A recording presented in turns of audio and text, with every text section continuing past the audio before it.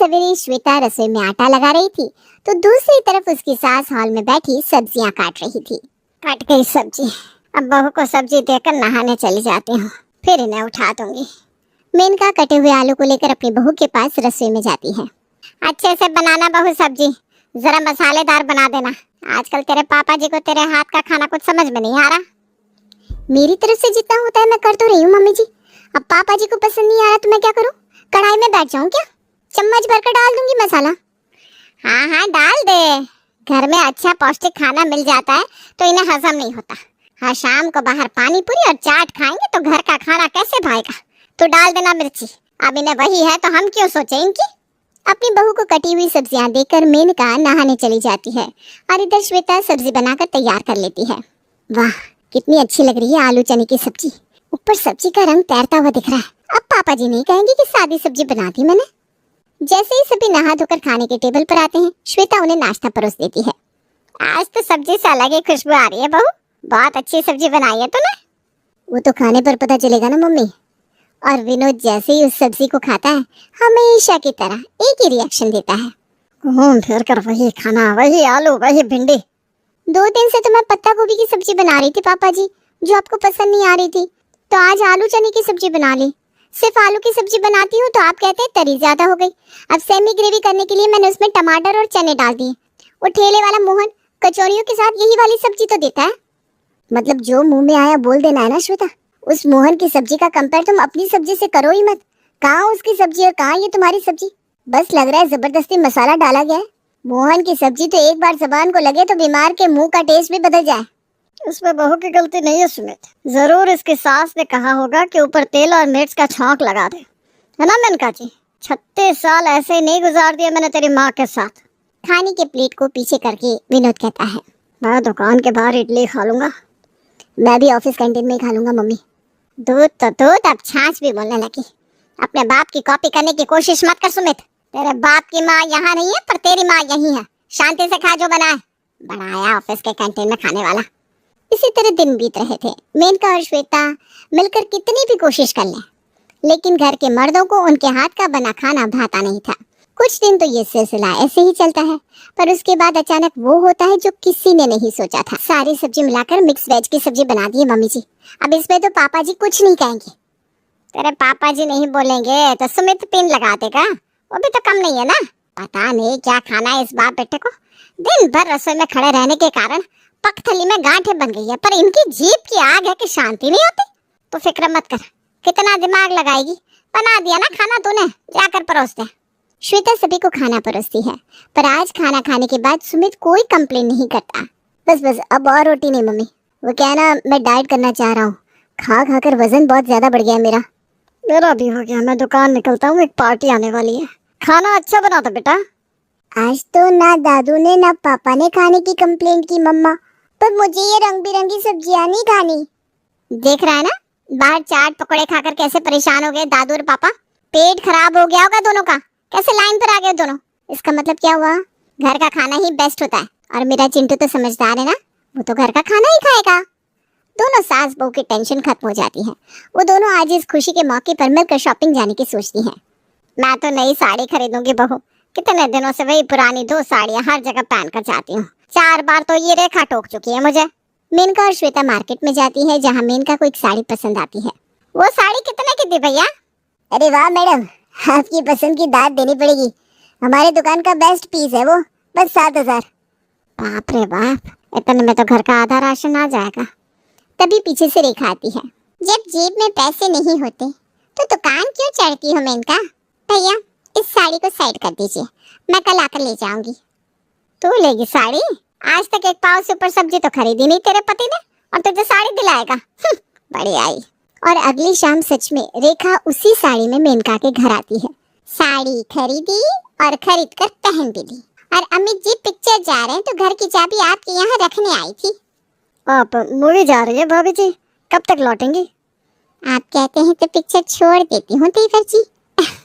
मेरा मतलब है 2.5 घंटे की पिक्चर है, 7-8 बजे तक आ जाऊंगी।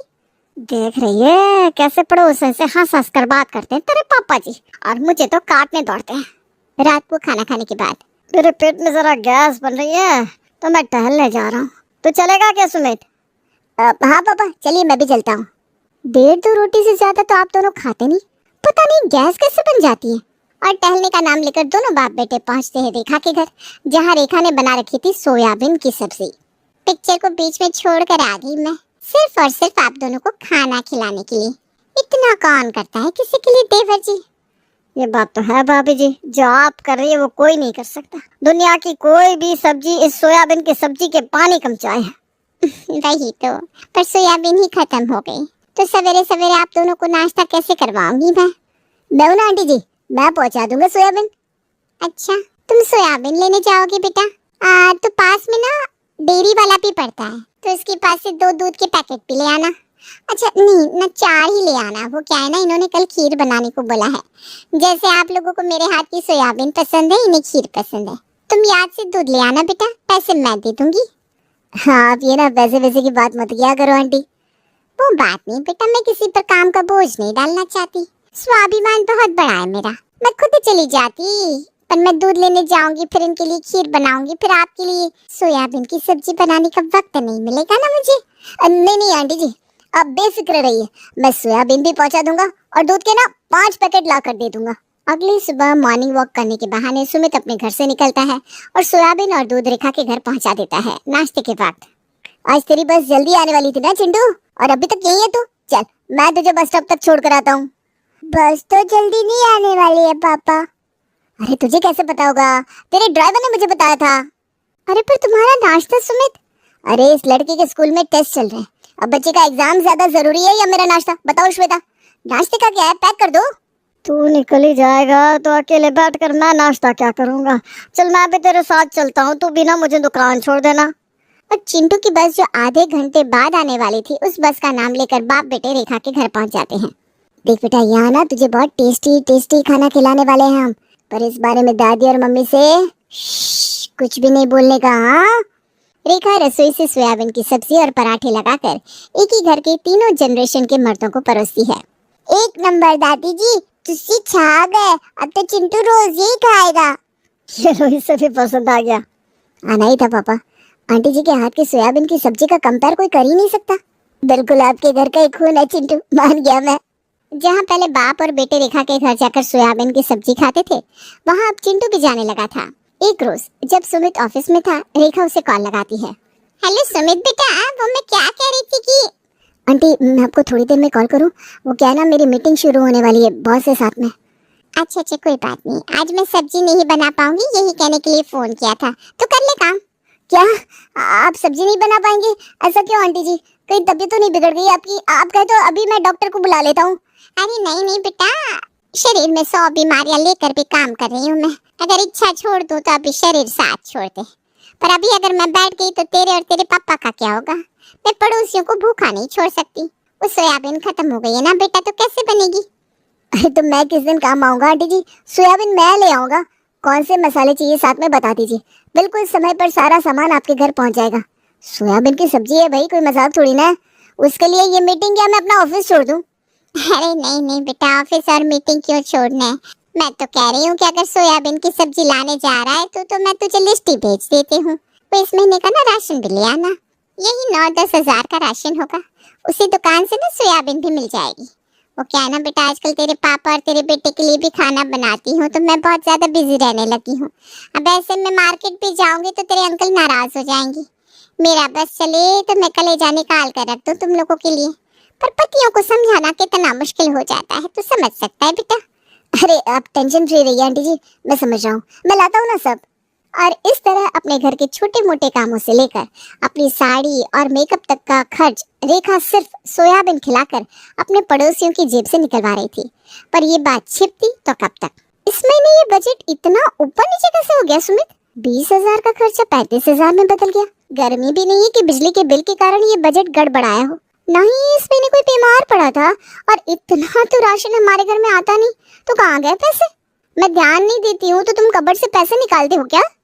अरे उधर के एक्स्ट्रा खर्च तो मैं दे रहा हूँ, तो तू किसे पैसे देकर आ रहा है? क्या क्या कहा आपने? कौन किसे पैसे किधर देकर आ रहा है? ये क्या करने लगे आप दोनों? आपके तो दिमाग को एक दिन शक ही खा जाएगा। अरे वो क्या है ना, सुमित के एक दोस्त की नौकरी चली गई है, तो घर खर्च चलाना मुश्किल हो रहा था उसका, तो यही 5-10 हजार रुपये मैंने दे दिए थे उसे। अच्छा तो प्रफुल्ल को पैसे आपने दिए थे पापा? वही मैं सोचूं, मुझे देखकर बार बार नमस्ते और प्रणाम क्यों करता है, और वो आपकी उस दोस्त का दीवाना नहीं पिट गया था। तो ऐसे ही एक दिन अंकल मुझे मिल गए और सामने से जब उन्होंने पैसे मांग लिए तो मैं मना नहीं कर पाया, पर वो जैसे ही पैसे रिटर्न करते हैं मैं तुम्हें वापस कर दूंगा श्वेता। और इस तरह बाप बेटे एक दूसरे को बचा लेते हैं। पर कब तक? श्वेता को शक हो चुका था कि दाल में कुछ काला है और वो इस बारे में अपनी सास से बात करती है। मुझे तो उसी दिन शक हो गया था, जिस दिन से किसी न किसी बहाने पापा और सुमित या तो ना के बराबर खाना खाते या खाना पैक कराकर साथ ले जाते, और ऊपर से अब ये राशन का इतना ज्यादा खर्च। घर का बजट अचानक इतना कैसे बिगड़ रहा है मम्मी जी? वो तो मैं सारा हिसाब रखती हूँ तो मेरी आंखों के सामने ये 15,000 की हेरफेर आ गई। पीछे से पता नहीं कितने की हेरफेर हो रही होगी। नजर रखनी पड़ेगी दोनों पर। आज जानबूझकर मेनका विनोद से 5,000 रुपए मांगती है। आज तो वो हाथ में पैसे नहीं है मेरे, बाद में दे देता हूँ। कोई तो बात है, वरना पैसे के लिए मना तो कभी नहीं करती है। आज जब तीनों बाप बेटे चिंटू को बस स्टॉप छोड़ने निकलते हैं, श्वेता और मेनका भी छुपकर उनके पीछे निकल जाती है और तीनों को रेखा के घर जाता देख लेती हैं। मुझे तो पहले ही शक था कि इस रेखा की नजर तेरे पापा जी पर है। इसके पति को दिखता नहीं क्या? किसी और मर्द को रोज घर बुलाती है ये रेखा, मौका कहीं का। अरे मम्मी जी, साथ में सुमित और चिंटू भी तो होते हैं। अभी अंदर जाएंगे तो हम ही सबके नजर में बुरे नहीं बन जाएंगे। मेनका श्वेता की खिड़की से अंदर का माहौल देखती है। इस सोयाबीन की सब्जी के लिए अगर जान भी देनी पड़ जाए तो मैं दोबारा ना सोचूं भाभी जी। छी छी छी, ये जान मान देने की बात आप मत कीजिए। मेरी बहन कम पड़ोसन की सुहाग है आप। आपको कुछ कैसे हो जाएगा? ऐसी बात ना कभी हवा में भी नहीं बोलनी चाहिए। अभी मेरे एक कजिन की अचानक ही हालत बिगड़ गई। वो बिना ऐसे ही हवा में कुछ भी बोलता था, पर अब जब जान पर बनाई तो समझ में आ रहा है बेचारे को ना पैसे की जरूरत है। पर अब ये कितना कमाते हैं आपसे तो छुपा नहीं है। कैसे करूं मैं बेचारे की मदद?